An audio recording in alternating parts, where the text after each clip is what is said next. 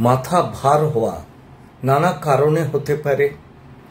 যদি আপনার মাথায় বেশ কিছুদিন আগে আঘাত লেগে থাকে তাহলে মাথা ভার হবে। যদি আপনার চোখের পাওয়ার ফ্লাকচুয়েট করে সেক্ষেত্রেও মাথা ভার হবে, পা ঠিক মতো না নিলে।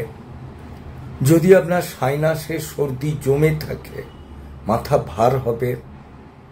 যদি দেখা যায় আপনার প্রেশার ফ্লাকচুয়েট করছে, ব্লাড প্রেশার কমা বাড়া করছে, মাথা ভার হবে।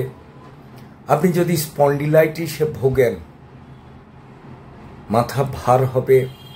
যদি উঁচু বালিশে শুয়ে ঘাড় গেঁথে কাজ করেন বা শুয়ে টিভি দেখা এসব করেন মাথা ভার হবে। আবার আরেকটা কারণে ভার হতে পারে রাতে ঘুম না হওয়া, অত্যধিক চিন্তা, অত্যধিক গ্যাস হওয়া, পায়খানা পরিষ্কার না হওয়া।